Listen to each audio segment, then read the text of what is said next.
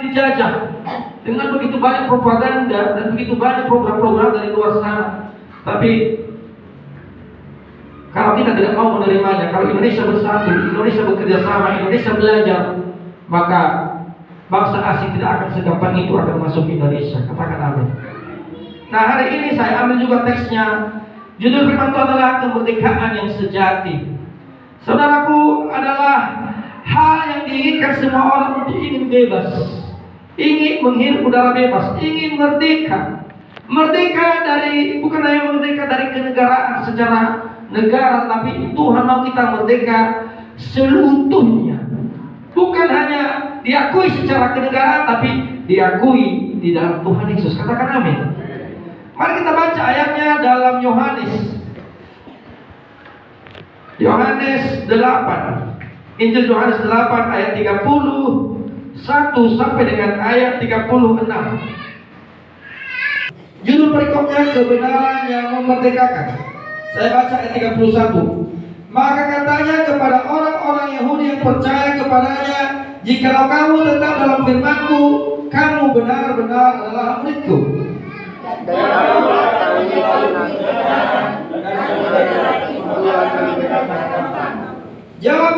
Jawab mereka, kami adalah keturunan Abraham dan tidak pernah menjadi hamba siapapun. Bagaimana engkau dapat berkata kamu akan merdeka? Kata Yesus kepada mereka, aku berkata kepadamu, sesungguhnya setiap orang yang berbuat dosa akan berdosa. Dan hamba tidak tetap tinggal dalam rumah, tetapi anak tetap tinggal dalam rumah. Jadi apabila anak itu memerdekakan kamu, kamu pun benar-benar merdeka. Katakan amin. Nah, saudaraku, tujuan Tuhan Yesus untuk memerdekakan kita bukan hanya supaya kita bebas melakukan apapun, tapi Tuhan mau kita menjadi pelaku-pelaku daripada firman Tuhan. Yesus datang ke dunia ini bukan dia mau supaya kita merdeka dari dosa. Yesus datang, dia tahu bahwasanya manusia itu dilahirkan dari dosa. Mulai dari Adam sampai manusia hari ini adalah dilahirkan dari keturunan orang berdosa. Itu sebabnya Tuhan mau supaya manusia itu jangan lagi di bawah hamba dosa, jangan lagi di bawah hukum dosa, tapi dia mau supaya kita bebas mendapatkan anugerah Tuhan dalam hidup kita, bebas dari perbudakan kemiskinan. Saudaraku, salah satu masalah yang dihadapi manusia adalah kemiskinan, miskin, susah hidupnya. Tuhan sudah menyediakan di Taman Eden begitu banyak kelimpahan. Kalau kita merenungkan penciptaan, Allah menciptakan seluruh isi dunia ini, baru Dia ciptakan manusia. Artinya apa? Tuhan menyediakan segala sesuatu buat manusia terlebih dahulu. Mulai dari terang, tanah dijadikan, tumbuh-tumbuhan dijadikan, binatang-binatang dijadikan, baru terakhir kita menjadikan manusia yang bergabung dengan rupa kita untuk berkuasa. Artinya Tuhan menyediakan semua apa yang dibutuhkan oleh manusia. Tetapi akibat daripada dosa, apa yang terjadi? Manusia ini jauh daripada apa yang diharapkan oleh firman Tuhan. Semakin jauh mengalami penderitaan, mengalami kesusahan hidup, mengalami kemiskinan, mengalami tekanan hidup. Tetapi Yesus datang untuk membebaskan setiap orang dari permasalahan tersebut. Keberadaan yang Tuhan berikan, kemerdekaan yang Tuhan berikan, mengorbankan nyawanya kepada kita.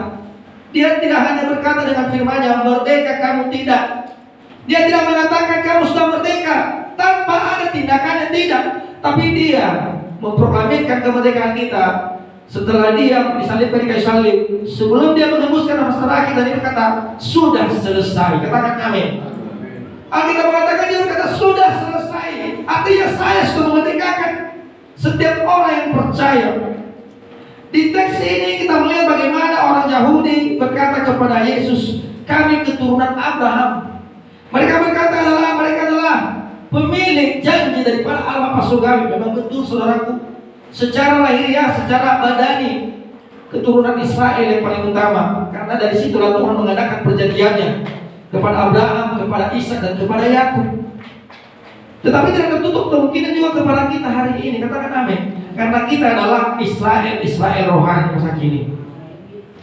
Haleluya. Dari berbagai firman Tuhan ini ada beberapa hal yang perlu kita pelajari. Yang pertama, ada kemerdekaan yang palsu dan ada kemerdekaan yang sejati.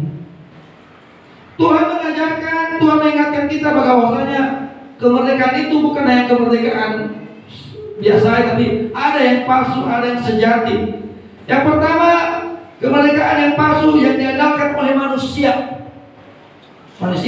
Kita berkata sudah merdeka, 81 Indonesia merdeka, tapi nyatanya hari ini hampir 80% penduduk Indonesia masih miskin. Nyatanya hari ini 1% orang Indonesia yang menguasai seluruh sumber daya alam Indonesia ini. Hanya 1% orang kaya di seluruh Indonesia. Saya sedih mendengarkan berita ini. Bukan dalam arti merasa sedih karena begitu banyak Indonesia ini 280 juta penduduk Indonesia, hanya 100% yang menikmati hasilnya. Padahal sudah 80 tahun Indonesia merdeka. Sisanya kemana? Itu sebabnya pastikan hari ini kita merdeka bukan hanya kita sekedar merayakan dan menaikkan bendera, menyanyikan lagu kebangsaan kita, tapi benar-benar merdeka bahwasanya Yesus telah memerdekakan kita pribadi lepas pribadi. Katakan amin. Kemerdekaan yang palsu yang pertama adalah status keturunan. Bangsa Israel berkata, orang Yahudi berkata kepada Tuhan Yesus, kami adalah keturunan Abraham. Mereka bangga karena darah Yahudi. Hari ini kita juga bangga karena kita orang Kristen. Kadang-kadang, saya Kristen, saya sudah lahir baru, saya pendeta, saya pelayan Tuhan. Saudaraku, status keturunan, status identitas tidak menjadi jaminan bagi kita untuk menjadi orang yang merdeka. Sama seperti bangsa Yahudi tadi. Mereka berkata, keluarga saya sudah melayani Tuhan, maka saya anak cucunya pendiri gereja. Saudaraku, tidak jadi jaminan. Itulah kemerdekaan yang palsu. Secara keturunan, secara lahiriah. Ada beberapa banyak sekarang menjadi Kristen, tapi tidak mengalami siapa Yesus itu dalam hidup saya. Ada banyak saya temui kalau melayani, maaf kata, berdua pun nggak tahu. Saya pernah cerita, dia datang sama saya, Pak, tuliskan dulu sama saya doa, saya nggak tahu berdoa. Saya berkata, ada orang Kristen? Iya. Kasihan saya melihatnya. Saudaraku, dia merasa orang Kristen, dia merasa, Yesus telah mati, Yesus telah disalib, Yesus telah menebus saya, tapi tidak mengalami kemerdekaan yang sejati, tidak mengalami Yesus dalam hidupnya. Dia mengenal Yesus itu seperti dia mengenal presiden. Dia tahu, dia lahir, dia mati, dia bangkit, dan dia naik ke surga, dan kemudian akan datang ke dunia ini. Tapi kalau ditanya, apakah engkau mengalami Tuhan dalam hidupmu? Tidak ada jawaban. Itulah salah satu contoh kekristenan yang status kemerdekaan, karena statusnya keturunan daripada Abraham. Yang kedua, kemerdekaan semu. Tidak pernah menjadi hamba siapapun, padahal faktanya itu mereka sedang dijajah oleh bangsa Romawi. Mereka berkata, kami belum ada menjadi bangsa dijajah oleh siapapun. Tapi kalau kita baca sejarah Israel, bagaimana mereka dijajah? Dijajah oleh bangsa Persia, dijajah oleh bangsa Yunani, yang terakhir dijajah oleh bangsa Itali, bangsa Roma waktu Tuhan Yesus. Belum lagi dijajah oleh Mesir. Dan mereka berkata, kami belum ada. Mereka pura-pura. Saudaraku sekali berkata, nggak ada dosa saya, nggak ada apa-apa, saya sudah berdoa, saya sudah melakukan, tapi bagaimana nasib saya sudah berjuang. Hal-hal seperti itu, saudaraku, akan membuat kita menjadi tertipu bahwasanya rencana Tuhan seharusnya dinyatakan bagi kita, tapi karena merasa diri kita lebih baik dari orang lain, merasa diri kita lebih tahu daripada orang lain,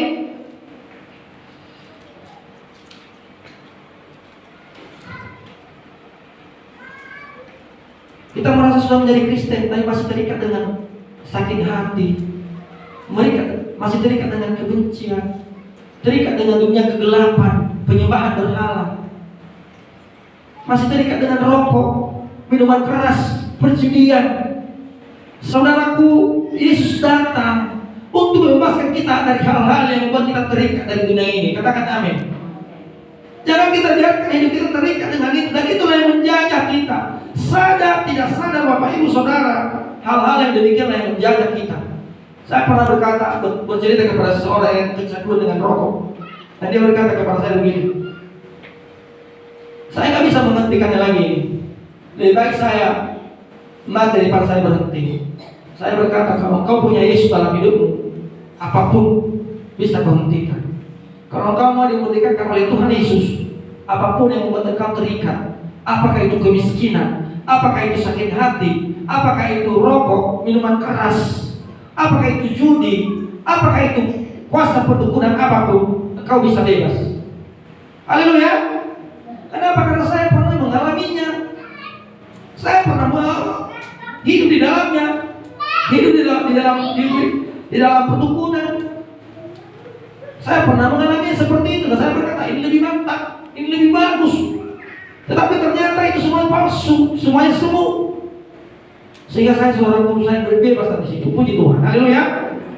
Yang ketiga, pengetahuan agama tanpa ketaatan. Banyak tahu firman. Di ayat 31 dikatakan, Yesus berkata, jikalau kamu tetap dalam firman-Ku. Tahu banyak firman tapi tidak taat. Dia sudah tahu bahwasanya sakit hati itu nggak ada gunanya. Sakit hati, kebencian itu nggak ada gunanya. Dia sudah tahu kalau kemalasan itu tidak akan membawakan berkat bagi dia. Dan dia berkata, diberkati Tuhan, diberkati. Bagaimana caranya? Harus ada jalan keluar bagi kita, harus ada tindakan dari kita. Kita harus kerja keras. Katakan amin. Kalau kita mau diberkati Tuhan, kita harus bekerja keras. Alkitab mengatakan, siapa yang tidak bekerja, janganlah ia makan. Selesai. Haleluya. Artinya kita harus mengetahui firman Tuhan. Kalau Tuhan berkata, berdoalah.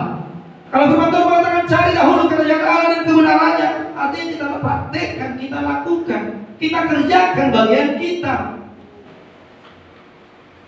Akhir-akhir ini banyak orang tahu firman Tuhan. Bahkan kalau kita melihat di media sosial, makin banyak yang lebih jago menyampaikan firman Tuhan daripada kita, makin ahli mereka. Tetapi tahu saudara, belum tentu mereka hidup di dalamnya. Belum tentu mereka menikmati, merasakan apa yang mereka sampaikan. Belum tentu mereka bisa mengerjakan apa yang mereka sampaikan, walaupun mereka jago teologi, jago segala macam membaca, merangkai firman Tuhan dengan kata-kata yang membuat kita secara manusia, oh wow. Tetapi dari mana kita melihatnya? Dari buahnya. Banyak orang ahli Alkitab, ahli teologi, tapi tidak mengalami Tuhan dalam hidupnya. Hari ini jangan kita demikian, amin. Biarlah kita benar-benar merdeka. Walaupun kita tidak sejago mereka, walaupun kita tidak belajar seperti mereka berteologi, tetapi kita di sini adalah orang-orang yang dipenuhi oleh Roh Kudus, yang mau belajar firman Tuhan, yang mau mengerjakan firman Tuhan dalam hidupnya. Katakan amin. Di dalam firman Tuhan, iman yang sesaat tidak memerdekakan banyak orang, hanya jadi pendengar firman dan bukan pelaku. Selalu banyak orang cari firman Tuhan di mana-mana. Oh mantap, firman ini mantap. Tapi tahukah saudara, kita harus mendengarkan gembala kita, karena gembala adalah yang paling mengerti domba-dombanya. Katakan amin. Haleluya. Kita bersyukur di tempat ini Tuhan berikan apa gembala yang mengerti keadaan kita, mengerti keadaan jemaat. Saudara, aku seorang motivator menyampaikan firman Tuhan, boleh-boleh saja, tapi bukan itu suara gembala yang harus kita dengarkan. Alkitab mengatakan, Yesus mengatakan begini, domba-dombaku mengenal aku, mereka mengenal suaraku, dan aku mengenal mereka. Haleluya. Begitu pula dengan kita di tempat ini. Orang yang merdeka itu bukan suka-sukanya, mau gereja sana, mau gereja sini. Hari ini di gereja A, besok di gereja B. Tidak, saudaraku. Orang yang merdeka itu artinya dia bebas melakukan firman Tuhan dalam hidupnya. Bebas, tanpa tekanan, tanpa ada ketakutan, tanpa ada merasa bersalah, tapi ada sukacita di hatinya. Katakan amin. Itulah kemerdekaan yang palsu. Yang pertama tadi, kemerdekaan yang palsu adalah status keturunan. Yang kedua adalah kemerdekaan semu. Dan yang ketiga adalah pengetahuan agama tanpa ketaatan. Banyak tahu firman tapi tidak ada dilakukan sama sekali. Yesus berkata, bangsa ini memuliakan aku dengan bibirnya, tapi mereka jauh. Hati mereka menyanyi, tapi nggak ada menikmati hadirat Tuhan. Berdoa tapi nggak tahu dijawab doanya. Itu sebabnya kalau kita berdoa harus yakin bahwasanya apa yang kita minta Tuhan berikan. Karena Alkitab mengatakan demikian. Amin. Nah, saudaraku, bagaimana dengan kemerdekaan sejati? Ada berapa? Yesus membongkar arti perbudakan yang sebenarnya. Setiap orang yang berbuat dosa adalah hamba dosa. Di ayat 34 dikatakan. Saya ulangi kepada kita ayat 34. Kata Yesus kepada mereka, aku berkata kepadamu, sesungguhnya setiap orang yang berbuat dosa adalah hamba dosa. Haleluya. Saudaraku, saya berkata tadi, manusia ini dilahirkan dari keturunan orang berdosa. Dan Alkitab mengatakan tidak ada satupun orang yang benar di hadapan Tuhan. Kebenaran manusia sama seperti kain lapuk, sama seperti kain kotor di hadapan Tuhan. Tetapi di dalam Yesus kita dibenarkan oleh Bapa. Amin. Hamba dosa itu cirinya tidak bisa berkata tidak pada dosa. Lemah. Hamba dosa, hamba tidak bisa melawan kepada orang yang memerintahkan dia. Hamba tidak bisa melawan, membantah apa yang dikatakan oleh tuannya. Kalau tuannya berkata pergi ke sana, dia pergi. Kalau tuannya berkata tetap di sini, dia tetap di situ. Dia menuruti perintah daripada orang yang memerintah dia. Demikian juga dengan dosa. Kalau kita tidak bisa keluar dari dosa kalau tidak ada Tuhan Yesus di hati kita. Katakan amin. Kita tidak bisa merdeka dari dosa, melawan dosa kalau tidak kita terlebih dahulu dimerdekakan oleh Tuhan. Hamba tidak tertinggal di dalam rumah. Hamba dosa tidak punya kepastian, keselamatan, dan tidak punya keintiman di dalam rumah Bapa, selalu takut dan tidak tenang. Itulah ciri-ciri hamba dosa, saudaraku. Ada perasaan bersalah. Kadang-kala kita kalau berdosa, kadang-kala kita kalau terjadi mengalami musibah, kita selalu bertanya, apa dosaku? Apa tadi dosaku? Kok bisa begini? Kok bisa begini? Saudaraku, rasa-rasa demikian itu bukan dari bagian orang yang sudah dimerdekakan.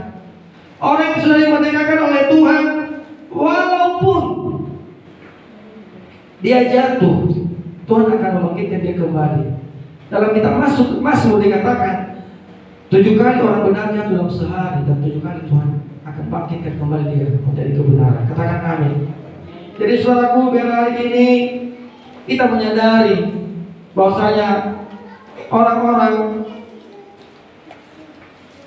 yang menjadi hamba harus tunduk kepada orang yang memperhambakan dia. Lalu bagaimana dengan kita? Bagaimana supaya kita bisa merdeka, Bapak Ibu Saudara? Ada 3 langkah untuk supaya kita bisa merdeka. Yang pertama yang kita lakukan adalah tetap dalam firman Tuhan. Menjadi murid, jikalau kamu tetap dalam firman-Ku, kamu benar-benar adalah murid-Ku. Kata tetap dalam bahasa Yunani kuno artinya tinggal, artinya menetap, tidak bergeser, tidak berubah-ubah, tidak berpindah-pindah dia. Hari ini di dalam firman, besok di dalam dunia, tidak, saudaraku. Tapi dia tetap tinggal, artinya memegang teguh firman Tuhan yang dia yakini, yang dia percayai dalam hidupnya. Katakan amin. Kita tahu firman Tuhan adalah Allah sendiri yang berbicara kepada kita.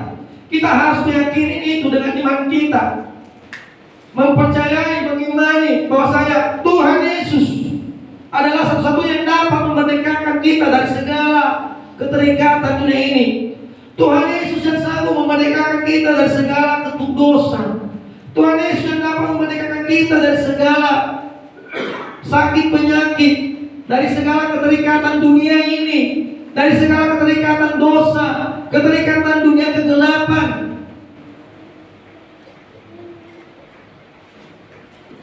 Tinggal tetap dalam firman Tuhan.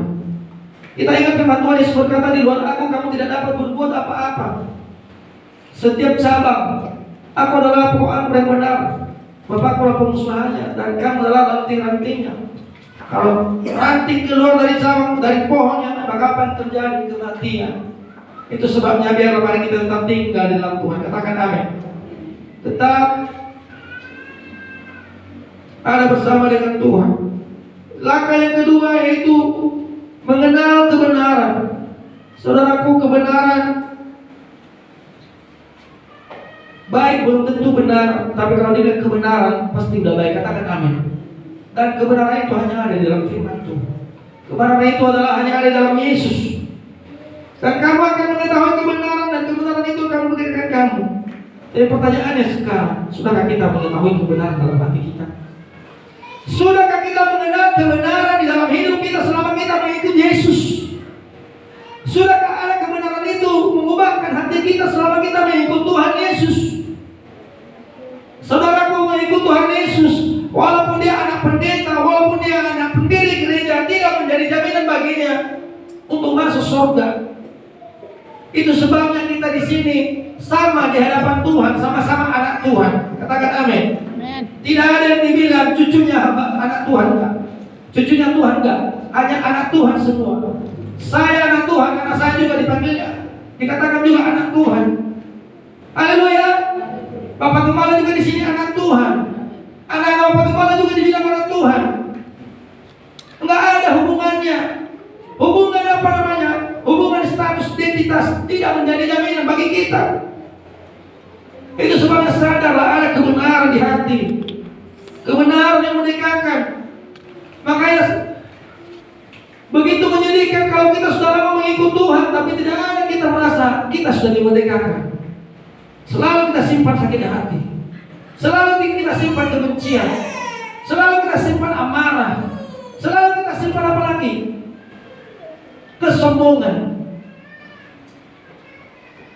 Saudaraku, itu bukan kemerdekaan yang sejati, tapi itu kemerdekaan yang palsu. Itu sebabnya pastikan dirimu hari ini benar-benar merdeka di dalam Tuhan. Katakan amin. Kita pastikan diri kita benar-benar merdeka di dalam Tuhan. Dalam Yohanes 4:12 ayat 6 dikatakan, akulah kebenaran, akulah jalan kebenaran.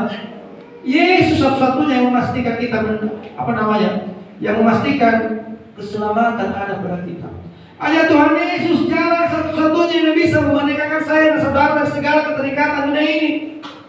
Hanya Tuhan Yesuslah yang memastikan saya dan saudara merdeka dari kemiskinan, merdeka dari sakit penyakit, merdeka dari kegagalan anak-anak muda, merdeka dari kutuk dosa, merdeka dari segala penyembahan berhala. Amin. Yesus adalah kebenaran. Ada begitu banyak orang saya menyaksikan bagaimana hidupnya bisa diubahkan Tuhan. Bahkan kemarin saya menyaksikan seorang yang dari agama seberang, yang tidak percaya kepada Tuhan Yesus, sudah malam-malam masuk penjara karena narkoba. Tapi dia mengalami perjumpaan dengan Tuhan di dalam penjara, sehingga dia berubah. Dia mengalami kemerdekaan yang sejati. Yang sebelumnya dia menikmati hidupnya keterikatan narkoba, dan dia berkata ini yang paling enak daripada semuanya. Ternyata ada yang lebih enak daripada itu semuanya. Haleluya. Yesus telah memerdekakan dia. Sampai hari ini dia masih bersaksi untuk Tuhan.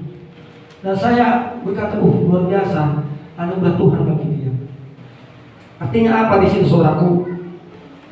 Ibu Gembala berkata minggu lalu, banyak orang yang terdahulu akan menjadi yang terakhir. Kita secara status dari lahir sudah menjadi orang Kristen, tetapi hidup kita tidak ada perubahan. Jangan kita kalah dengan mereka yang baru kemarin mengenal Tuhan. Mereka bisa banyak berdoa untuk Tuhan. Mereka banyak bisa bersaksi untuk Tuhan. Mereka banyak memberkati daripada kita yang sudah lama, yang sudah turun-temurun menjadi Kristen, yang sudah turun-temurun menjadi orang percaya, yang sudah turun-temurun sudah mengenal firman Tuhan. Sementara mereka dari lahir bukan dikatakan Kristen, dari lahir bukan mereka seorang percaya kepada Yesus, tapi banyak mereka melakukan kebaikan. Kenapa? Karena mereka adalah orang-orang yang telah dimerdekakan oleh Tuhan Yesus. Katakan amin. Begitu pula dengan Rasul Paulus, merasa dirinya hebat, dia merasa paling tahu. Kalau kita mau lihat kesaksian bagaimana dibesarkan dari saya adalah keturunan Yahudi yang asli. 8 hari saya melakukan hukum Taurat, disunat dan segala macam. Saya dibimbing di dalam hukum Taurat. Saya giat melakukannya, tapi apa yang terjadi? saya menganiaya jemaat Tuhan, tapi dia bisa dimerdekakan oleh Tuhan. Amin. Dia bisa dimerdekakan oleh Tuhan. Lewat Paulus 2/3 perjanjian baru ditulis, kita bisa diberkati sampai hari ini. Biarlah kemerdekaan yang kita miliki dari Tuhan menjadi berkat bagi banyak orang. Katakan amin. Yang ketiga, mengenal. Langkah ketiga, dimerdekakan oleh anak. Yang pertama tadi langkah untuk mengenal kemerdekaan yang sejati. Yang pertama tadi Bapak Ibu Saudara, tetap tinggal dalam firman Tuhan. Bahasa firman Tuhan Allah sendiri. Harus ada kita tinggal di dalam Yesus. Yang kedua, langkah kedua, mengenal kebenaran. Harus kita tahu, oh ini kebenaran, oh ini tidak. Kebenaran dalam firman Tuhan yang hidup dan berkuasa. Dan yang ketiga, langkah ketiga adalah dimerdekakan oleh anak, yaitu Tuhan Yesus sendiri. Jadi apabila anak itu merdekakan kamu pun benar-benar merdeka. Di ayat 36. Hanya Yesus sang anak yang bisa memerdekakanmu. Usaha manusia, ketaatan agama kita, perbuatan baik kita tidak bisa memerdekakan kita, saudaraku. Bahkan Bapak Gembala sekalipun tidak bisa memerdekakan kita. Bagaimanapun dia mendoakan kita, kalau kita tidak mau merdeka, kalau kita masih tak menyimpan sakit hati, kalau kita tidak mau bebas, saudaraku, tidak akan terjadi kebebasan, tidak akan terjadi kemerdekaan, tidak akan terjadi kelepasan. Tapi kalau didoakan oleh hamba-hamba Tuhan, oleh Bapak Gembala, dan kita mau juga bebas dari segala sakit hati, bebas dari segala kebencian, amarah, maka kita benar-benar merdeka lewat firman Tuhan yang kita dengarkan dan lewat tindakan kita. Kata benar-benar merdeka yaitu merdeka sejati, bukan lagi jatuh bangun. Merdeka, bebas melakukan firman Tuhan, bebas bertindak, bebas kemana saja. Saudara sama seperti bangsa Indonesia ini 81 tahun sudah merdeka. Ada orang sudah hidup merdeka secara negara, tapi mereka belum merdeka secara mungkin secara ekonomi, masih di bawah garis kemiskinan. Belum merdeka secara pengetahuan, ilmu pengetahuan. Belum merdeka secara pendidikan.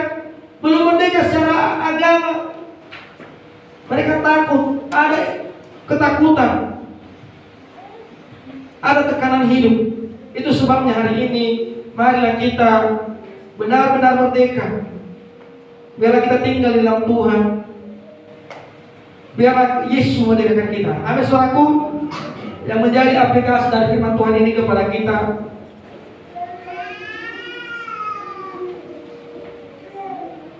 yang pertama,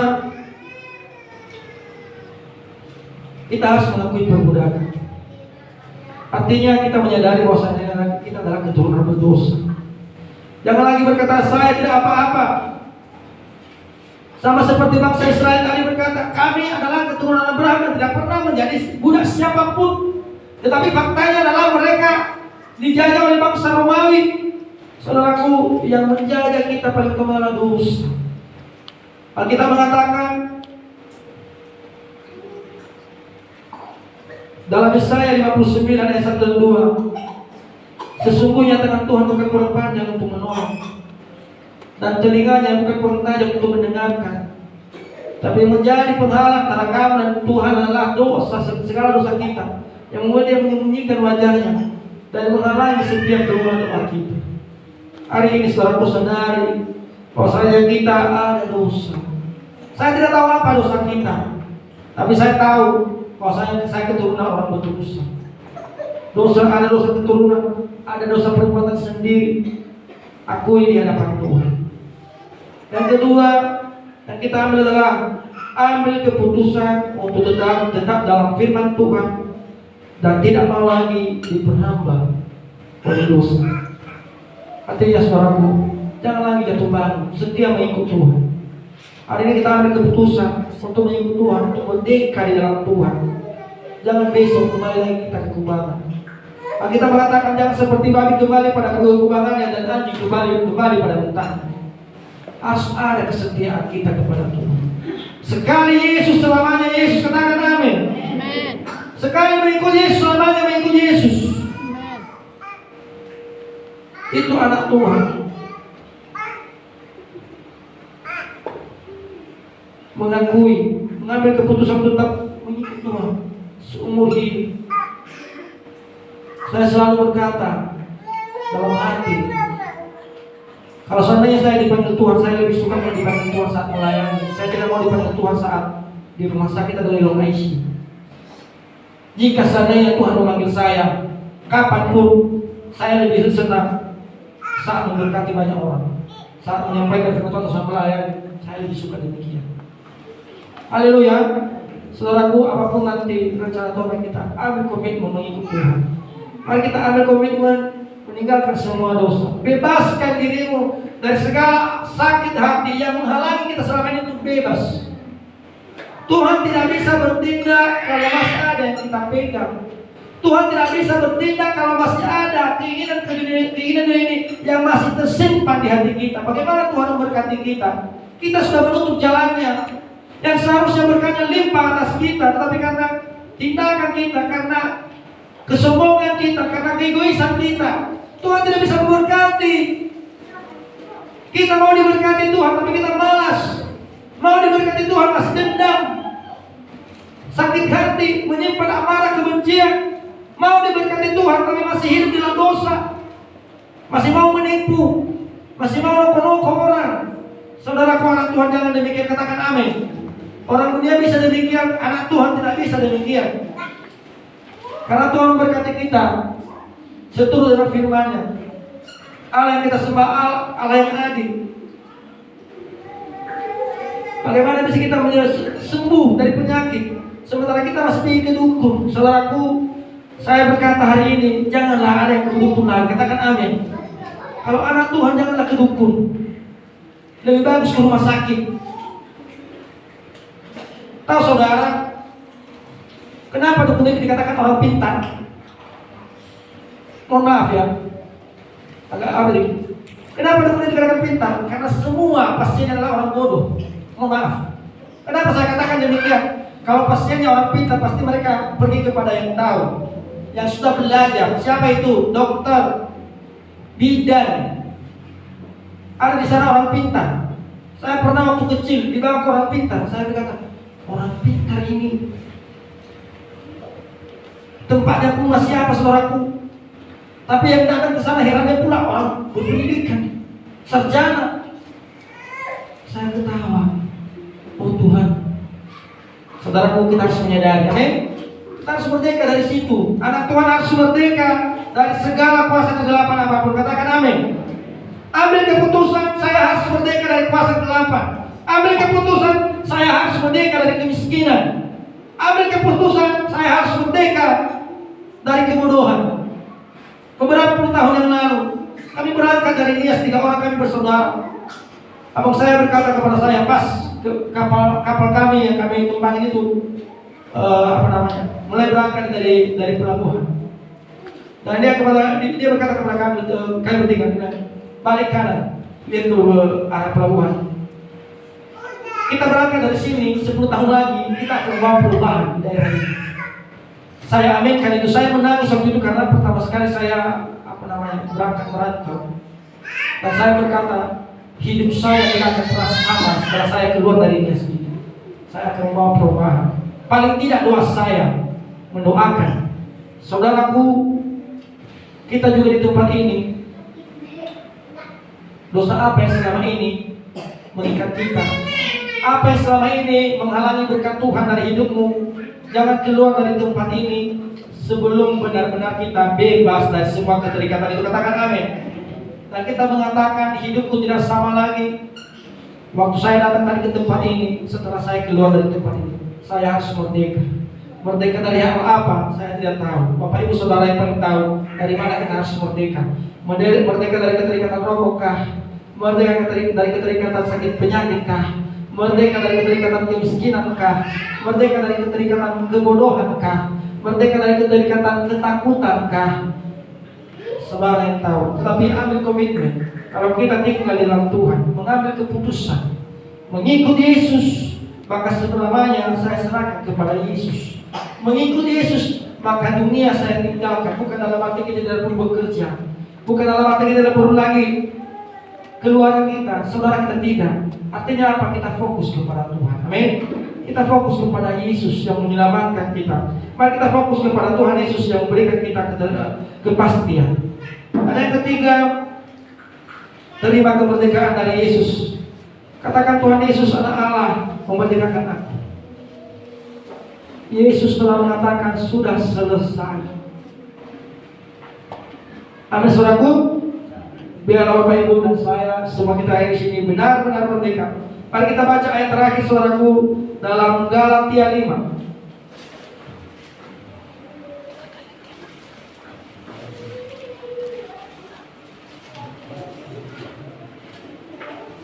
Galatia 5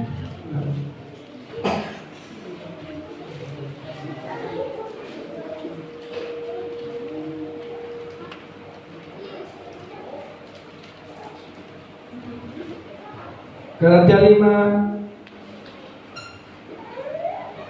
ayat 1. Galatia 5 ayat 1. Saya bacakan kepada kita. Supaya kita sungguh-sungguh merdeka, Kristus telah merdekakan kita. Karena itu berdirilah teguh dan jangan mau lagi dikenakan hukum perkambaan. Sekali lagi saya bacakan Galatia 5 ayat 1. Supaya kita sungguh-sungguh merdeka, Kristus telah memerdekakan kita. Karena itu berdirilah teguh dan jangan lagi dikenakan hukum perhambaan. Saudaraku, Yesus telah memerdekakan saya dan saudara. Katakan amin. Yesus telah memerdekakan kita dari berbagai persoalan hidup ini. Sebagaimana bangsa Indonesia tidak mau lagi diperhamba oleh bangsa asing, tidak mau lagi diperbudak oleh negara lain. Mereka berjuang, kita berjuang sampai hari ini. Kita berusaha supaya Indonesia tetap ada. Kita berusaha supaya Indonesia tetap bangkit. Kita berusaha supaya Indonesia tetap maju. Begitu pula dengan kita hari ini. Katakan amin. Kita berusaha harus jangan lagi diperhamba oleh dosa. Harus berusaha berdirilah teguh. Artinya jangan lagi mau diperbudak. Jangan lagi mau dijajah oleh dosa, dijajah oleh penyakit, dijajah oleh kemiskinan, dijajah oleh kebodohan. Berdirilah teguh karena Kristus telah menerima kita. Biarlah saya dan saudara menikmati, mengalami kemerdekaan ini sampai Tuhan datang kedua kali menjemput kita. Kita adalah orang-orang yang merdeka dan orang-orang yang diberkati oleh Tuhan. Katakan amin. Tuhan berkati kita. Mari kita bangkit berdiri, kita bernyanyi. Hidup ini adalah kesempatan.